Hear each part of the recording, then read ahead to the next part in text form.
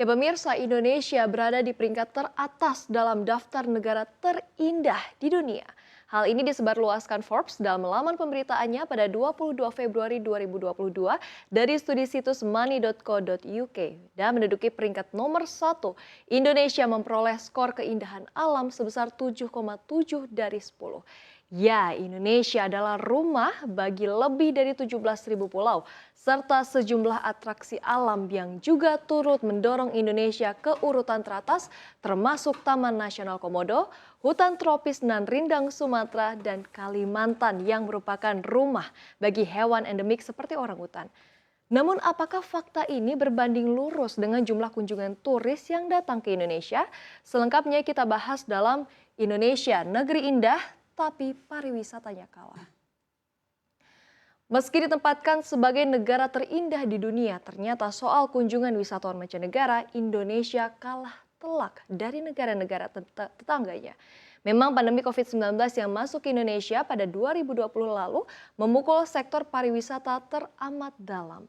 Berdasarkan data dari Badan Pusat Statistik pada 2020, jumlah wisatawan asing yang datang ke Indonesia, kita lihat yakni sebanyak 4,02 juta kunjungan sepanjang tahun 2020 dan data itu menurun drastis menjadi 1,56 juta kunjungan pada 2021. Sementara untuk jumlah kunjungan 2019 ini mencapai 16,1 juta kunjungan. Jumlah kedatangan dari turis asing ini memang terdengar cukup besar begitu ya, 16,1 juta. Namun melansir data dari Asian State, jumlah kunjungan wisatawan mancanegara ke Malaysia ini ternyata jauh lebih banyak, yakni mencapai 26,1 juta kunjungan. Dan yang lebih mengejutkan lagi, turis yang berkunjung ke Singapura dengan luas wilayah yang sedikit lebih besar dari DKI Jakarta, ini mampu mencapai 19 juta kunjungan. Indonesia juga kalah dari Vietnam yang berhasil dikunjungi oleh 18 juta turis asing. Apalagi dengan Thailand, jumlah kunjungan ke Thailand 2 kali lipat lebih ketimbang Indonesia, yakni mencapai hampir 40 juta kunjungan.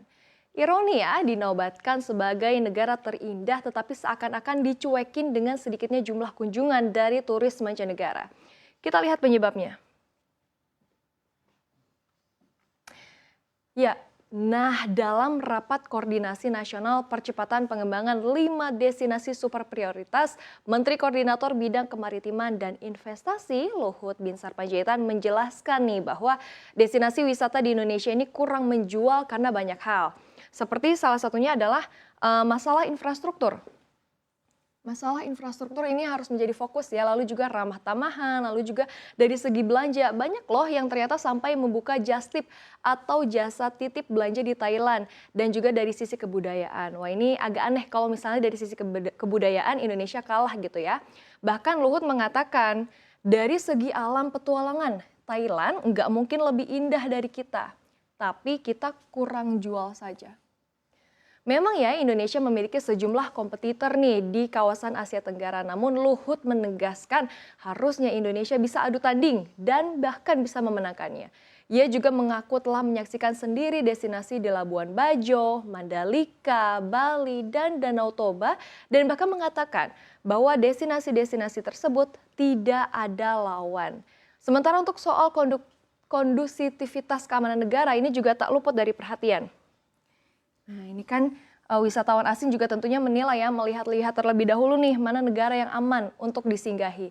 Dan menurut Luhut, silang pendapat yang terjadi selama ini perlu diselesaikan dengan penjelasan yang sebaik-baiknya. Luhut juga menyebutkan identifikasi permasalahan utama yang ada pada destinasi wisata super prioritas tersebut adalah adanya kelemahan dalam 4 komponen.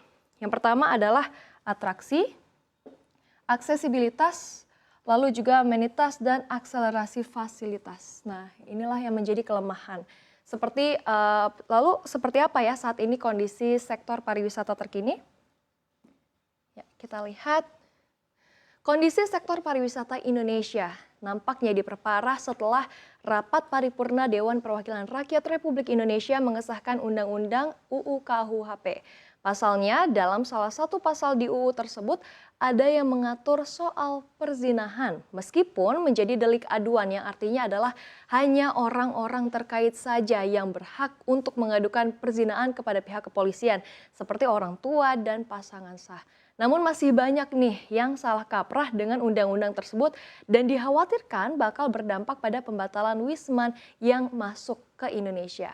Dan berdasarkan rilis yang dikeluarkan oleh Badan Pusat Statistik, jumlah kunjungan wisatawan mancanegara yang melalui pintu masuk utama, yakni melalui Bandar Udara Internasional, lalu juga melalui pelabuhan internasional dan juga melalui pos lintas batas, ini meningkat secara signifikan sejak bulan April hingga Oktober 2022. Ya, di mana pada bulan April kita lihat kalau dari pintu masuk utama dari 111.000, ini dalam ribu, ini bisa mencapai 564,7. Ini di bulan Oktober. Ini meningkat secara drastis. Sementara untuk jumlah kunjungan wisman dari pintu masuk perbatasan, yakni perbatasan laut dan juga perbatasan darat, terlihat stagnan begitu ya, di mana pada bulan Oktober jumlahnya adalah sebesar 113,8 ribu saja. Dan kalau kita lihat mengenai perkembangan transportasi di bulan Oktober 2022, untuk angkutan udara domestik meningkat 56,57 secara tahunan, lalu juga angkutan udara internasional juga mengalami peningkatan yang cukup tajam, yakni sebesar 1.724,7% secara year on year. Dan untuk angkutan laut domestik ini meningkat sebesar 18,37%, dan angkutan kereta api juga secara year on year mengalami peningkatan di atas 100%, yakni 108,38%. Ya, sebetulnya pemirsa, Indonesia memiliki potensi yang sangat besar untuk menjadikan sektor pariwisata sebagai salah satu tonggak perekonomiannya. Kearifan lokal, keindahan alamnya, dan juga kekayaan budayanya adalah potensi pendongkrak pariwisata dan industri kreatif di tanah air.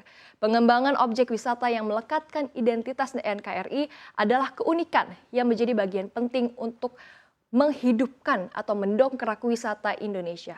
Pemerintah bukan hanya perlu fokus pada pengembangan dan juga pembangunan objek wisatanya saja, tetapi juga perlu melahirkan kebijakan-kebijakan yang dapat menunjang sektor pariwisata Indonesia.